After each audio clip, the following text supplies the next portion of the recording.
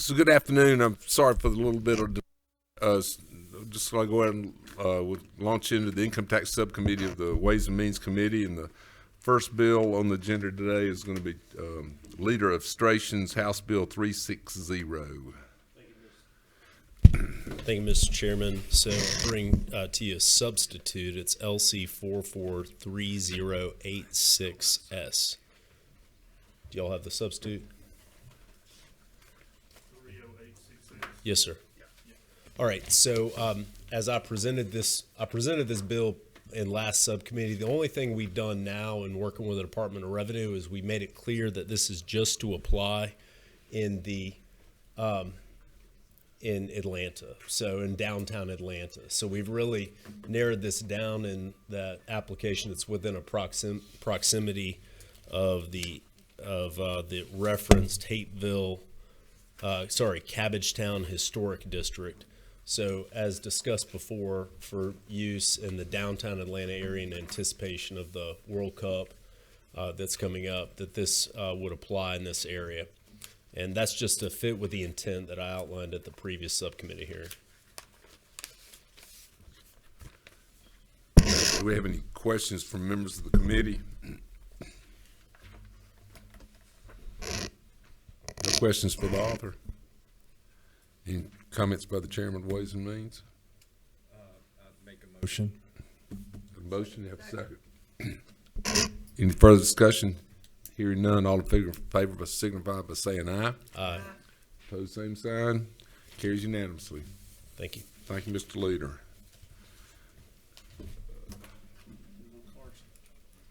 Newton's here. He's got a bill.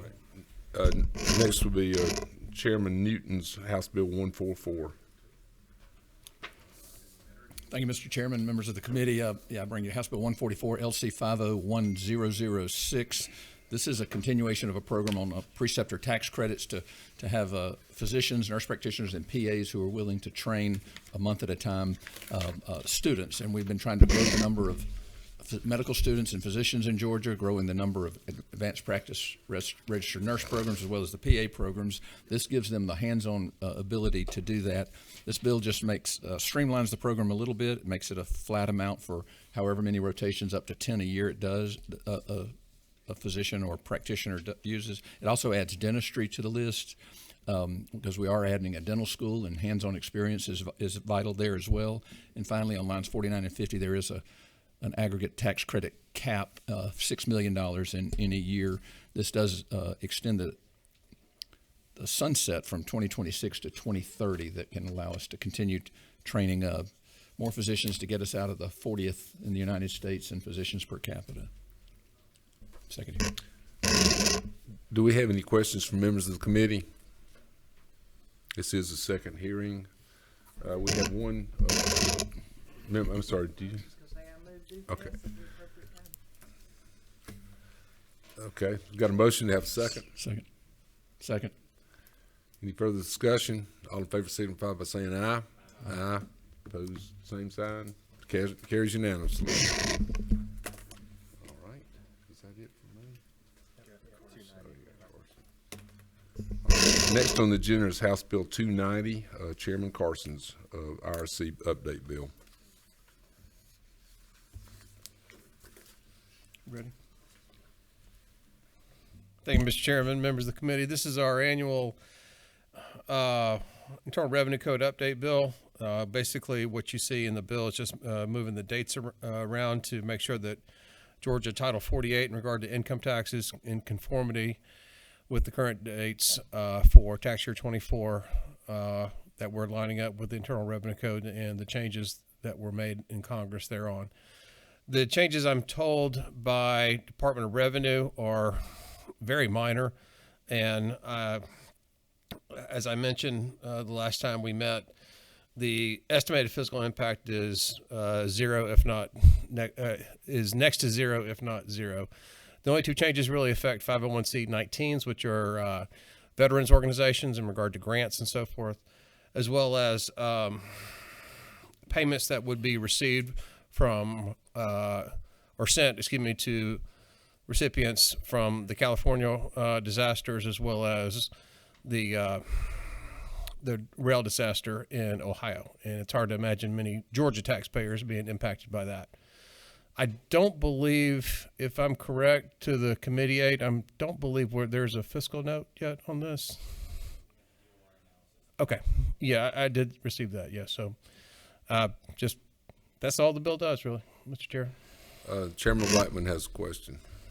No, I was just going to thank you for Chairman Carson for stepping up. I know we had Chairman Knight carrying this for years For and a years. number of and years, yeah. You have, and I know there is another component that we're looking at as it regards disaster relief that may be in an additional piece of legislation that also couples with some federal program, but we're still waiting some fiscal impact information on that. So thank you, and maybe a little bit more to come, but appreciate you carrying this.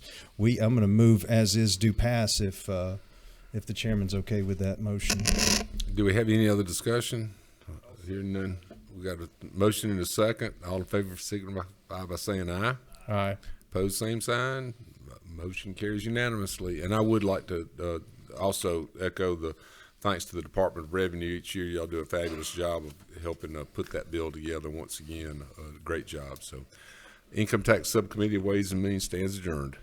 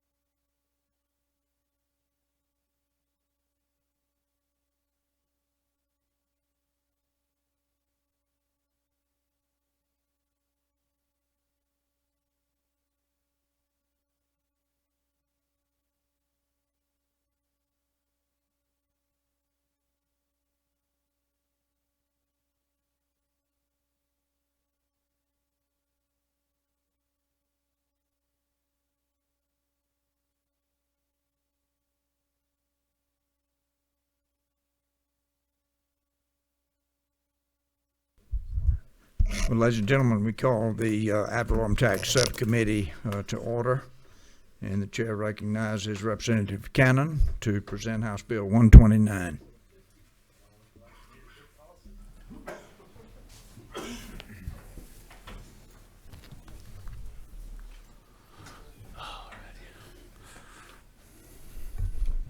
Good. Thank you.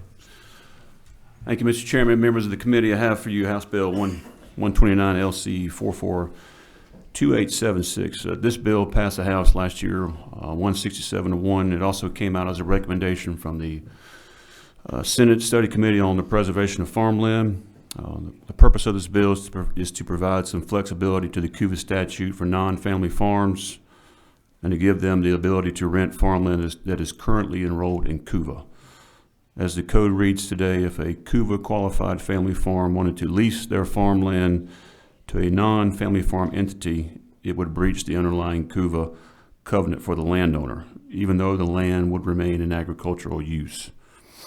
And that is the use of the land is the key component of the CUVA statute and the FLIPA statute. I had another bill in this committee recently, and the one common thing you'll see from these bills is the focus on the use of the land and maintaining the use of the land in either ag or timber. And if there's a way to simplify Georgia code in order to make it more streamlined for the end user, which is typically the farmer or the landowner, and also the regulator, in most cases, it's the local assessor's office, that will be the goal of any of my legislation on this topic. So overall, the bill incorporates the original CUVA qualifying instructions or restrictions for eligibility, which are pretty lengthy, but it does allow some flexibility for those non-family farm entities. Last year, the Senate did include some language regarding corporations. That language is still in there. But our goal in crafting this bill was to maintain the integrity of the CUVA statute while also providing some leeway in the code to reflect the reality of today's farming operations. That's the summary of the bill, Mr. Chairman. I'll be subject to any questions. Thank you. Chair recognizes Representative Kelly. Thank you, Mr. Chairman. I appreciate the spirit of this legislation. I recently had the opportunity to visit South Georgia and got to see some spectacular timber and agricultural land down there, and it's helped me understand why this is so important. And so I'm just trying to make sure we get it done this year. Did you carry this last year? I did. Okay, and we passed it here and on the floor. That's correct. And it got hung up in the Senate. Assumedly so, yes. Are we going to be able to get it done this year? That's the goal. All right, that's all I have, Mr. Chairman. Thank you, Representative I Kelly. just didn't know if it was an issue with the author or if it was just. I did have one vote against me in the House, and that was Montana, so it really doesn't matter. I'll agree with that assessment. That's an interesting observation, Representative. We do have one speaker, Brian Tolar, speaking on speaking. Yes, sir. Thank you, Mr. Chairman. Brian Toller, the Georgia Urban Ag Council. Our association is focused in the landscape and plant production sector for all plants that are part of the landscape industry. Turf grass being a main one of those, for not just for home lawns, but also ballparks, golf courses, and recreation facilities. Anytime we have access to land that is close to the metropolitan area where most of this turf grass is delivered is very helpful. We have operations, they have land scattered across the state. These are family farm run operations as well as corporate structure operations. And to be able to go in for a farmer that is no longer going to be farming that land, it's already in CUVA, there's an opportunity to keep that land in use for farm production. That would be a great service for our industry. I know it would be the same for other sectors, row crop as well. But for us, speaking from the Georgia Urban Ag Council, the turf grass industry is very supportive of this legislation. We appreciate Representative Cannon bringing it. Thank you. Well, thank you. We see no other questions. What is the pleasure of the committee? We have a motion for due pass. Is there a second? Second. We have a motion and a second. Is there any other discussion? Hearing none, if you favor due pass recommendation on this bill, please say aye. Aye. If you oppose it, please say no. And it passes. Thank you, Representative. Thank you, Mr. Chairman, members of the committee. Thank you. Next, we have House Bill 297, Representative or Chairman Anderson to present the bill. Thank you, Mr. Chairman. Thank you, Mr. Chairman. Bring to you House Bill 297.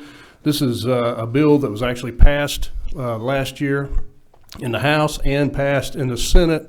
However, it had an amendment when it came back from the Senate that we didn't have time to take care of on sine die, so it died. So I'm bringing this back. 2 years ago when we implemented and worked on the implementation of House Bill 121, which allows owners of what we call side-by-side or multipurpose off-highway vehicles to voluntarily register and receive a license plate for their vehicles to operate on county roads. We found out dealing with the Department of Revenue that there was some discrepancy as far as ad valorem tax. They were treating these for personal use as exempt from ad valorem tax, but doing so through a bulletin. So what we're trying to do is just to clear this matter up, and in doing so, providing a separate definition for this type of vehicle and classifying them as exempt from ad valorem tax would do just that. Well, thank you, Mr. Chairman. Are there any questions of the chairman? Seeing none, what's the will of the committee? We have a motion. Is there a second? We have a motion and a second for a do pass recommendation. Is there any further discussion? Hearing none, if you favor this motion, please say aye. Aye. If you oppose it, please say no. And the motion passes. Thank you, Mr. Chairman. Thank you, committee. Thank you. Next, we have House Bill 445 by Chairman Martin. Mr. Chairman? Whatever you're comfortable, Mr. Chairman. I'll try it from here, if that please, Chair. This is something we've had before and passed out of the committee. Basically, in those situations where businesses have an aggregate value of over $200,000 in personal property, maybe it's complex property, it could be brewing equipment, it could be scientific equipment, but it counts as personal property, and then it's movable around the location, not bolted to, and becomes real property. If that appeal takes place today, it goes to the Board of Equalization. So it would be 3 citizens doing that. They do a great job, in working with us on home values and that sort of thing, real estate. But in this case, it's a hearing officer can provide a better information. And what we typically find is, since it goes to the BOE, everything kind of gets appealed to the Superior Court. It tends to clog Superior Court, slow down the information for the taxpayer. So what 445 seeks to do is to give them the ability to go to a hearing officer. Again, this is completely up to the taxpayer. They don't have to.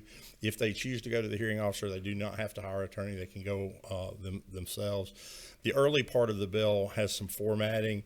The notice that goes on the bill, Legislative Council is cleaning up that formatting to make it more readable. So that would be good, even if we weren't adding another option to do that.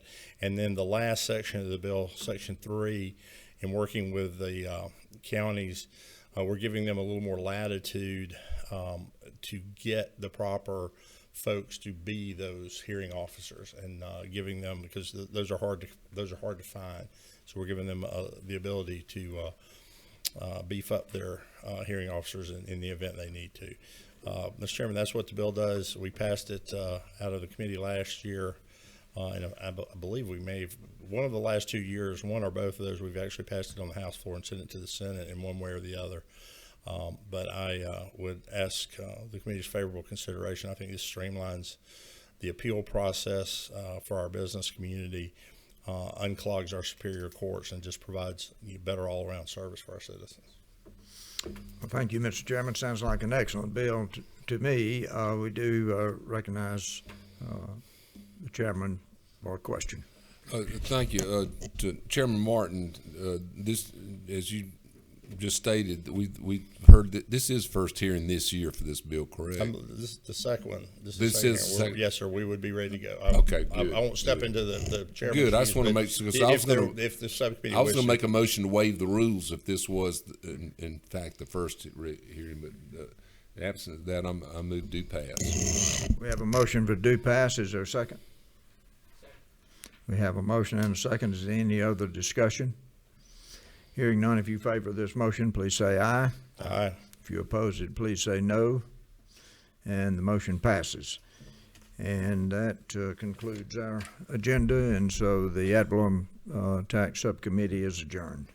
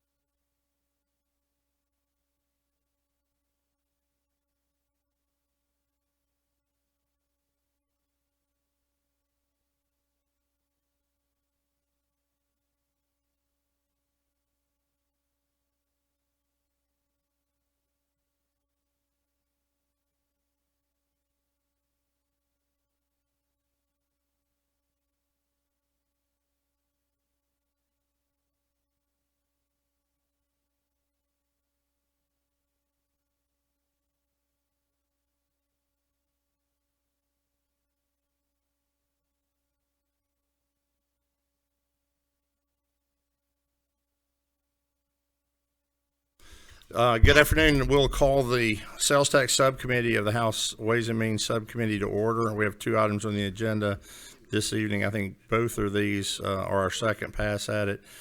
Chairman Stevens, can you tell us about House Bill 66, LC 501146S? Are you 13 doing it, Chairman Stevens? This is a measure, the substitute that we talked about earlier is one that allows for these specially modified vehicles that are primarily used for the film industry that really don't fit the TAVT model. So we're moving them over into the charter or the bus scenario so that they can, they'll fit there, and they would be allowed to pay the 50% of the tax up front, and then after a year be paid the other 50% due. So there's no discount at all. It's just they're given a delay so that they can start collecting the revenue from these vehicles on the rent, just like rentable vehicles. Thank you, Chairman Stevens. Does the subcommittee have any questions for Chairman Stevens on his measure LC 501146S for House Bill 66? Any questions? Questions? Anybody wants to talk to us about that? There are no speakers signed up. I see no questions. What's the pleasure of the subcommittee on this item, LC 501146S? Move to pass. Have a motion this do pass to full committee. Is there a second? Second. I have a motion and a second. Chairman Stevens, they're taking care of you down here on the right. They're doing well. Is there any discussion on that motion? I have a motion do pass to full committee. Is there discussion? Hearing no discussion, all those in favor say aye. Aye. Any opposed, no. You're on to full committee. We've slowed down a little this week. We're bypassing the committee and going straight to the House floor from what we remember last week. I have learned my lesson. We're going to move now to House Bill 229 from Representative Neal. House Bill 229 is coming to us by substitute LC 501158S. Representative Neal, you want to tell us about your new measure here?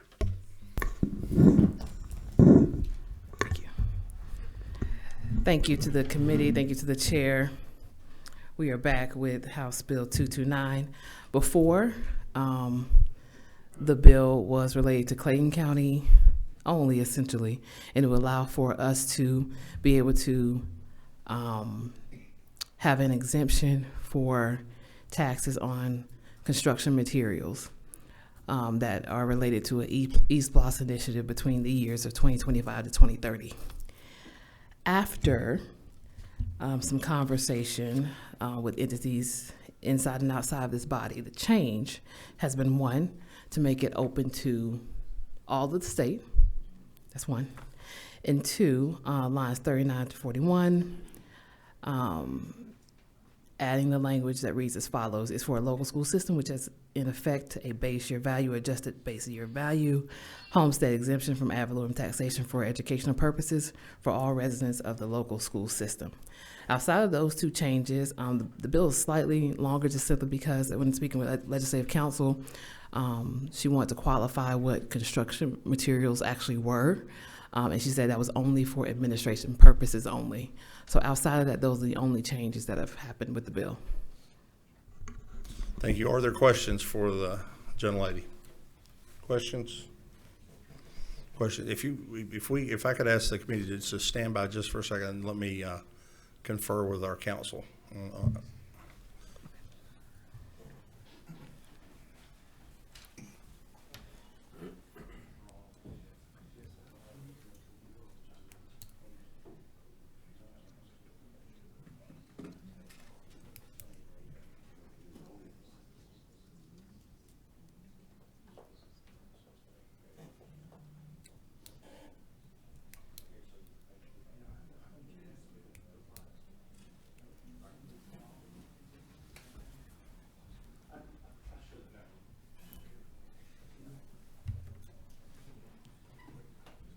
Thank you, Representative. I just wanted to, share with the subcommittee what I had inquired.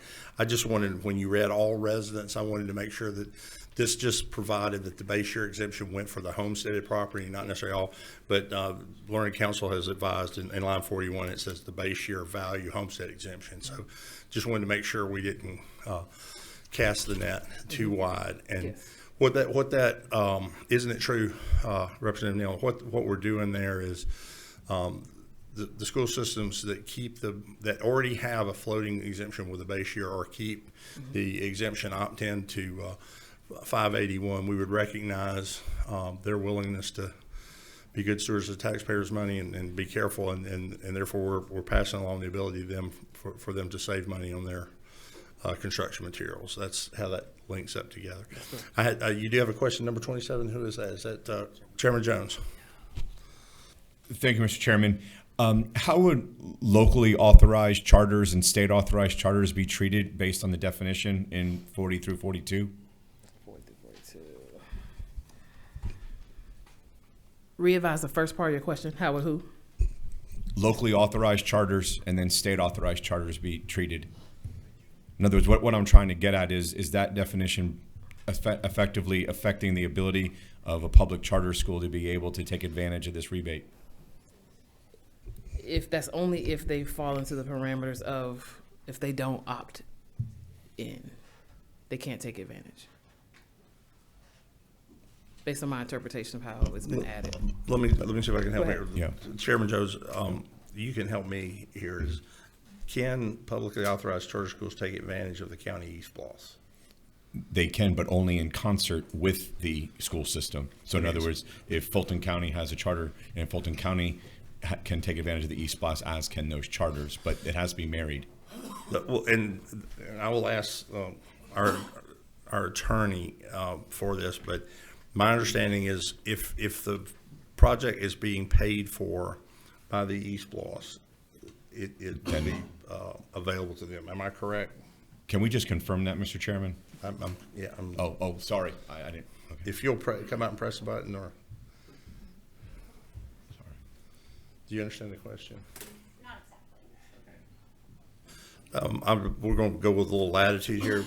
Chairman Jones, I'm going to let you phrase your question to the attorney, but I believe you're asking, can a county charter school take advantage of this if their project is being funded by East Bloss? Or, Mr. Chairman, if I could just add one thing, or a state authorized charter. So either a locally authorized charter or a state authorized charter. I just don't want them to get the Heisman. I believe the way the bill is drafted, it allows a school district that has any capital outlay project to claim a refund of the exemption, and it would go back to the school district to be utilized as authorized pursuant to the constitutional amendment for East Bloss. So the school district may still then utilize the refunded money as authorized initially by East Bloss. Okay, thank you. I think then we're talking local authorized, but I know the state authorized don't have an East Bloss function, so this would apply to the local, but probably not to the state. Would that be a fair interpretation? I believe so. Okay, thank you. Anything further? Any further questions? Any further? Yeah, we have no further questions. And I would go back to you, but I think he's on the way you want to go. I have a motion. This do pass LC 501158S. Is there a second? I have a motion and a second that this do pass discussion. Discussion on the motion. Motion is do pass LC 501158S, HB 229. All those in favor signify by saying aye. Any opposed, no. You're not on the rules. You're on the full committee. On full committee. All right. Get ahead of myself again. We no further business before the Sales Tax Subcommittee. We'll stand adjourned without objection.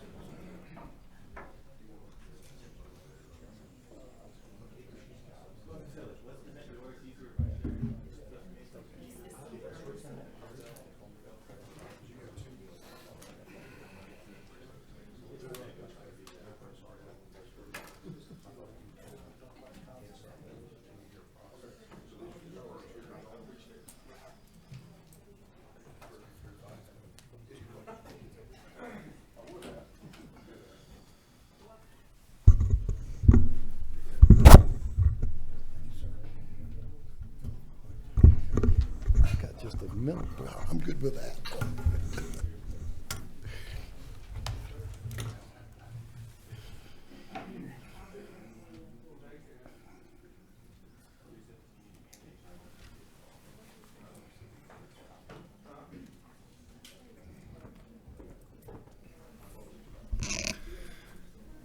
All right, we'll go ahead and call the Public Finance and Local Policy Subcommittee meeting to order. We'll start with House Bill 317.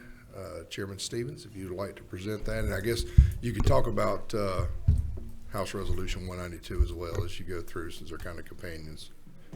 Thank you, Mr. Chairman. Members of the committee, this is another financing mechanism, if you will. We've got, as you heard from our chancellor whenever he was in our appropriations room, that we're going to be the 5th most populated state in the next few years, and it's coming in a hurry.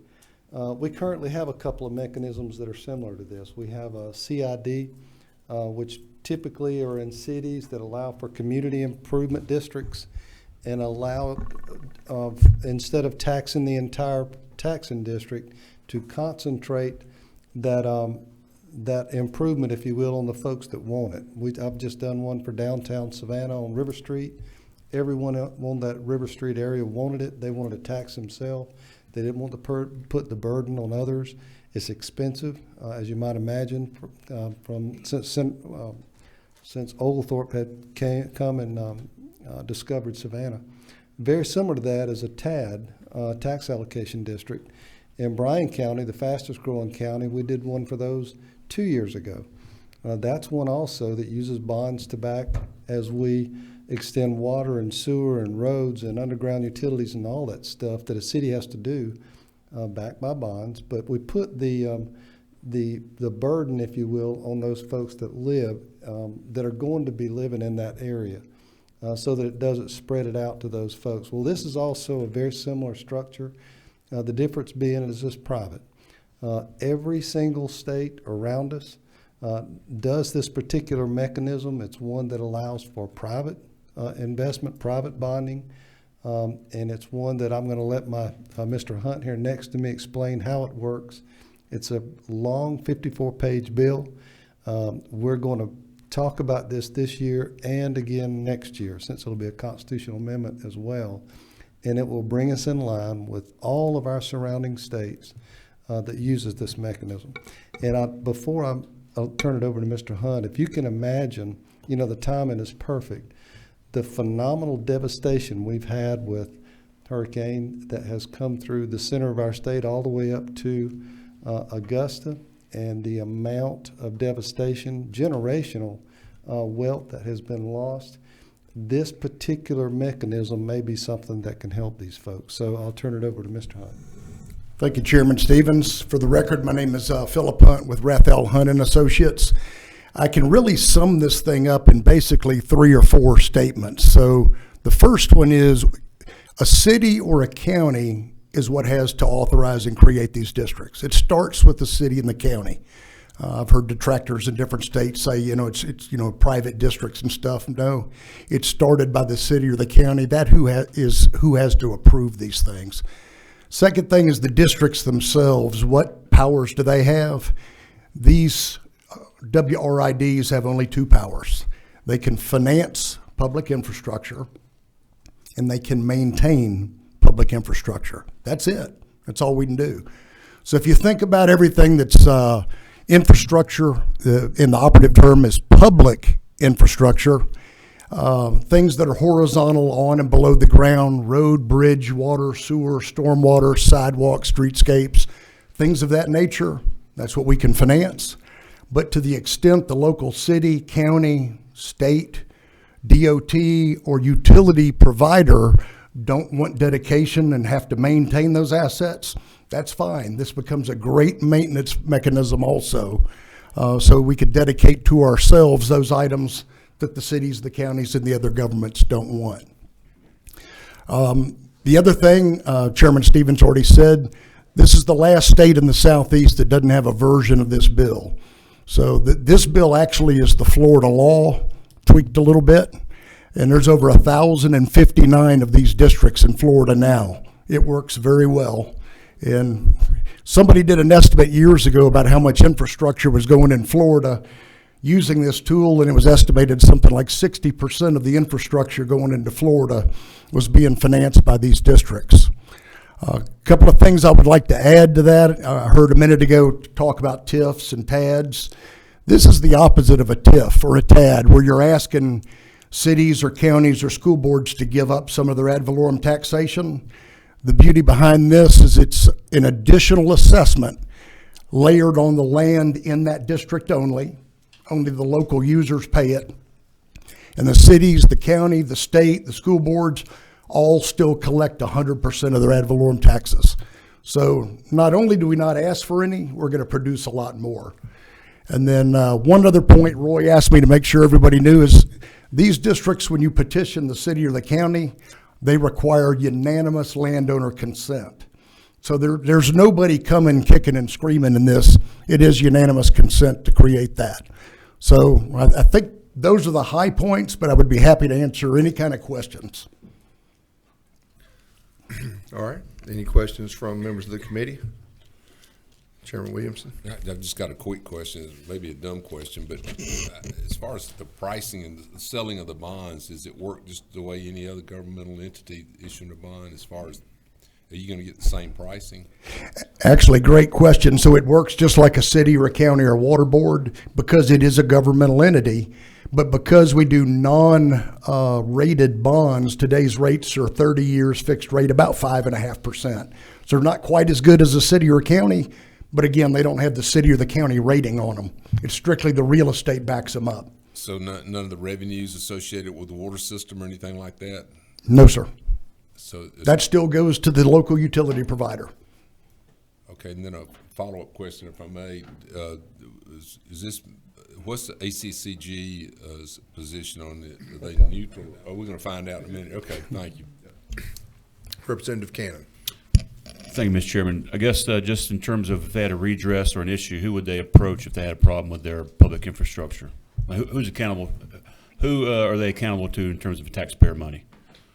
So the district is actually appointed by the landowners for the first 6 years. So it's a governmental board. They hire companies like ours that are basically de facto city managers and tax collector offices. So they, you know, if you get into the bill, we have all kinds of layers of disclosure. We're recording the creation of the district and the assessments in probate court. Shows up in all the title searches. It shows up in the purchase contracts. But we also have to maintain by law a website. So anybody in the general public can go to the website, find out who to contact if they have a problem. All of the budgets and audits are appended to that website. So it's all about full disclosure. Thank you. All right.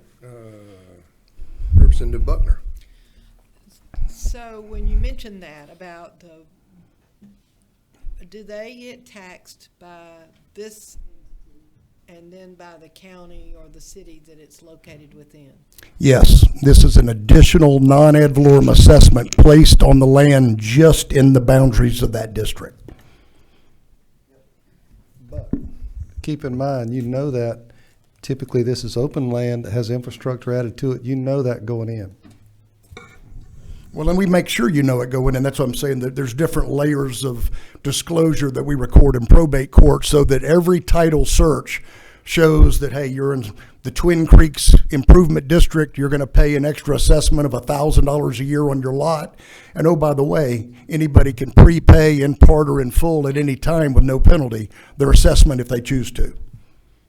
So there's no opting in and out. We switched you to 18. You needed to say something else. Okay, I'm good. That was probably not necessary to say that. I don't think 17 was working. So, all right, I don't see any other questions. We have a few people signed up. The first one, since it already was mentioned, Dante Handel with ACCG. Good afternoon, Chairman Crow, members of the committee. Dante Handel with ACCG. Just wanted to express that ACCG is in support of this legislation. Appreciate Chairman Stevens for bringing it. Adds another tool in the toolbox for us. Okay. Thank you very much. And next we will have Cindy Morley and John Watson, Home Builders Association of Georgia.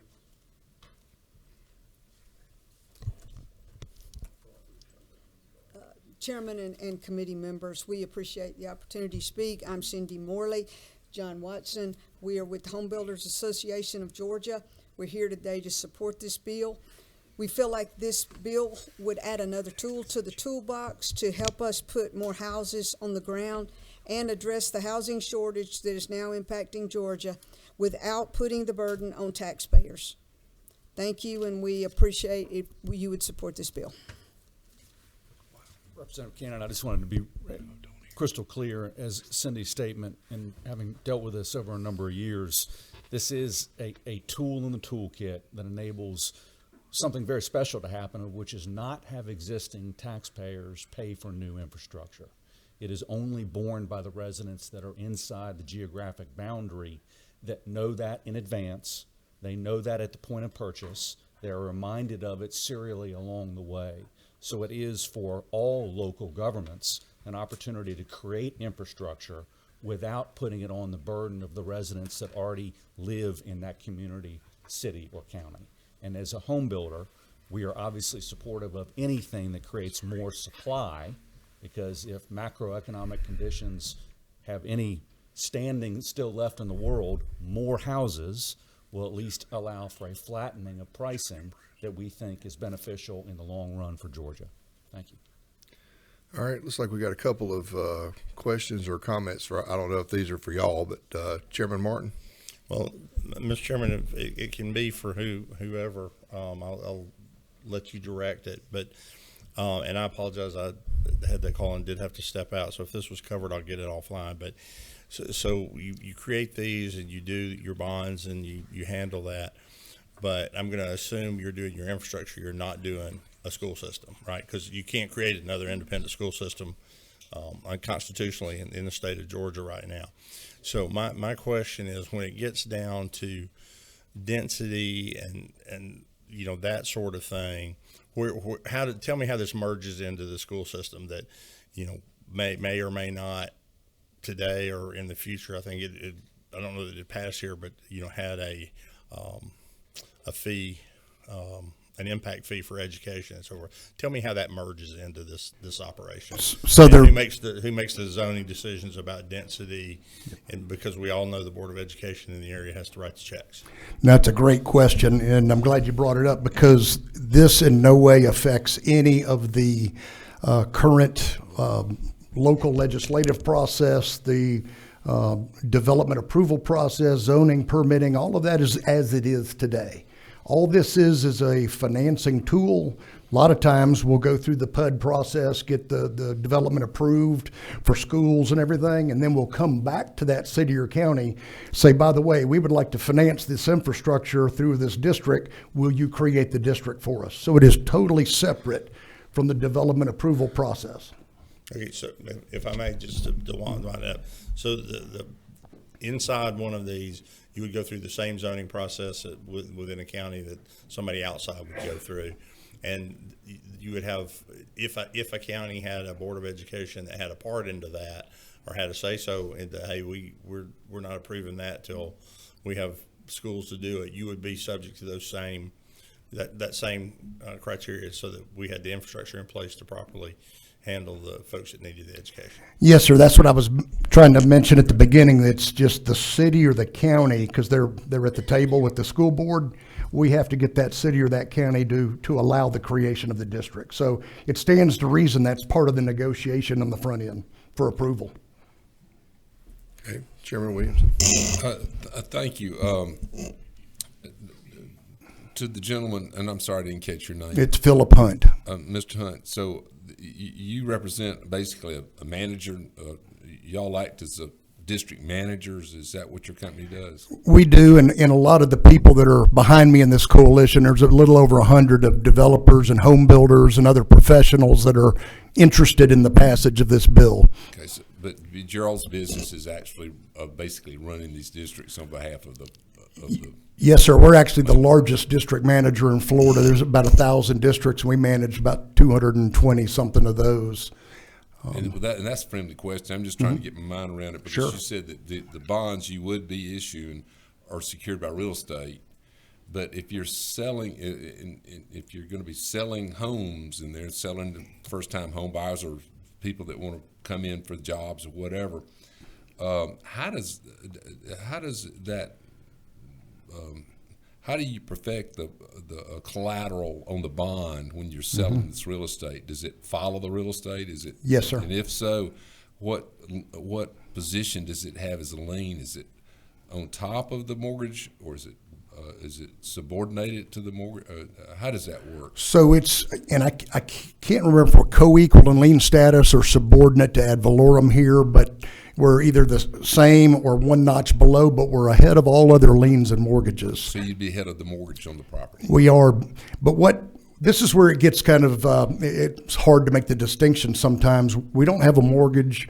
We don't have any guarantee on the land. We're an assessment lien that goes on the property tax bill, and we're actually collected with ad valorem taxes on the tax bill. So, to create a foreclosure process, you got to assume that they hadn't paid their ad valorem taxes too. So that was going to be my next question. So that this assessments, what are you going to call these?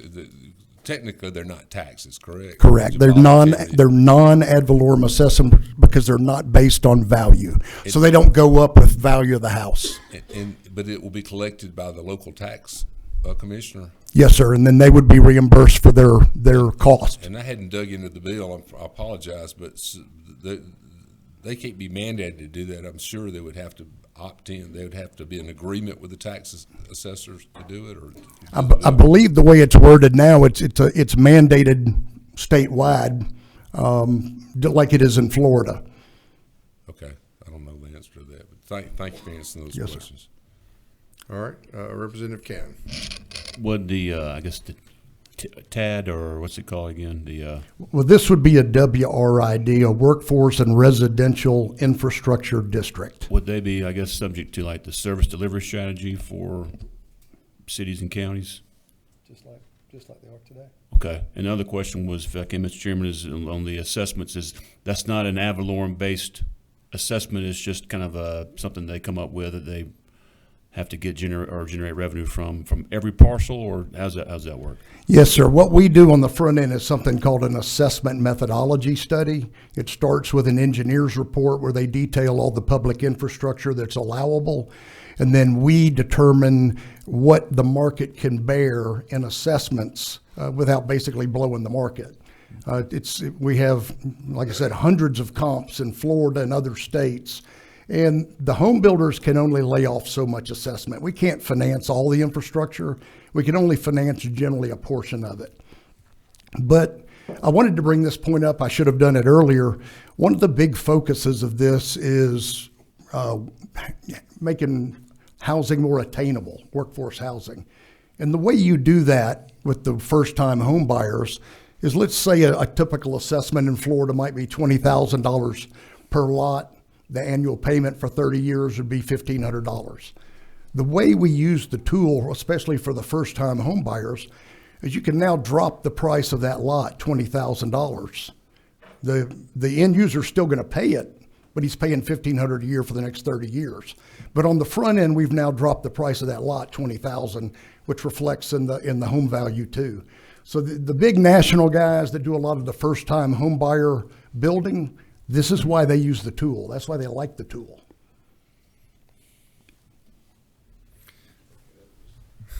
All right, you've triggered Chairman Martin again. Yeah, you triggered. So tell me about this again. When you say you can drop it because you're doing this, are you assuming there's impact fees?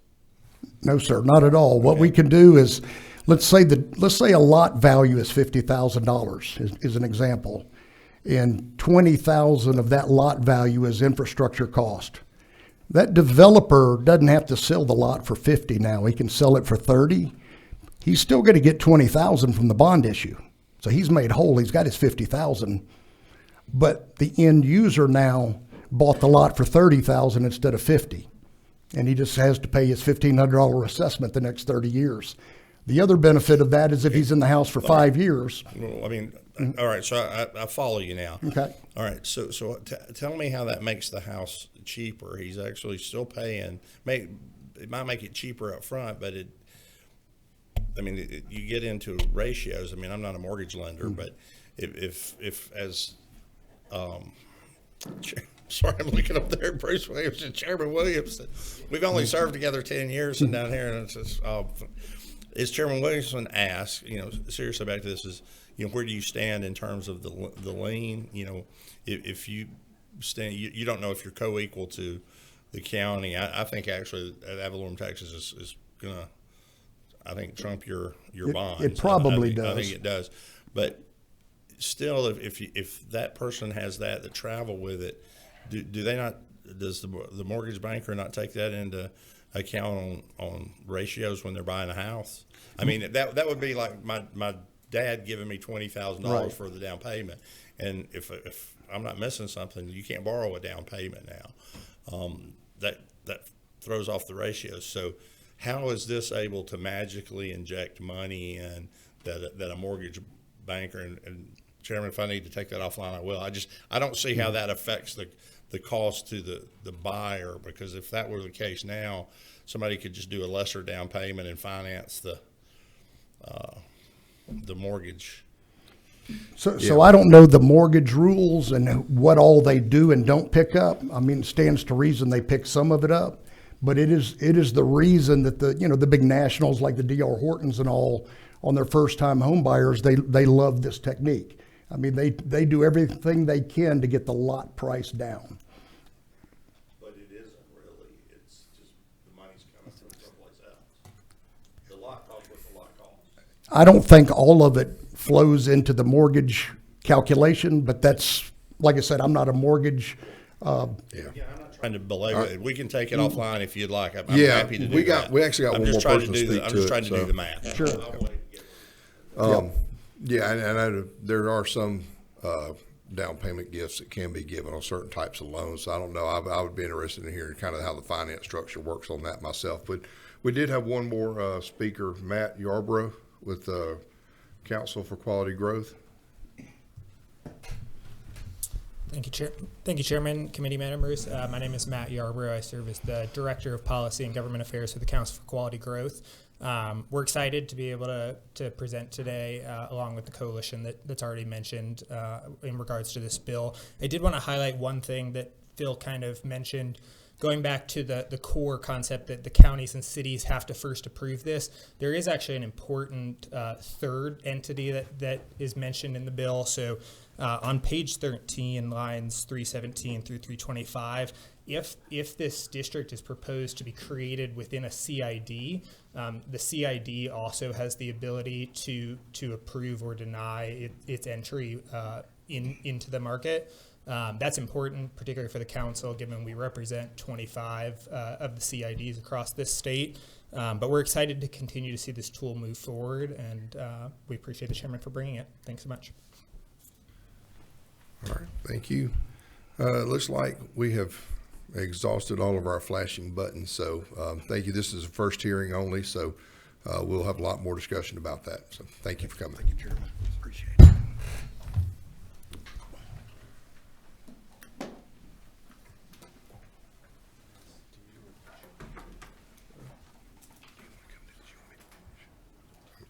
Okay, I guess I'll go ahead and keep doing it since I'm already over here.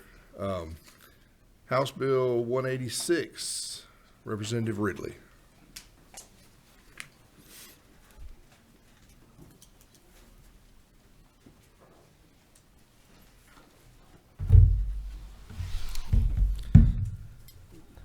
Hello, and thank you for having me today. Today I have House Bill 186, LC 500956. We did a hearing only last week. It's a pretty simple bill. All we're doing is eliminating the death tax on automobiles for immediate families. A few years ago, there was a bill where you could transfer it to an immediate family member and not pay the tax, and now we're just closing that loophole. So when you're going through the hardest time of your life, when you lost your spouse or a child or parent, that when you're inheriting the car, you're not also paying a tax on it. Okay. Don't look like we have any questions from the committee, but this is a second hearing on this, so I'll entertain a motion. All right, we have a motion and a second. Any further discussion? Seeing none, all in favor say aye. Any opposed, same sign. All right, you are on to the full committee. Thank you, sir. So, and that is all the bills we're going to have for today, so we will stand adjourned.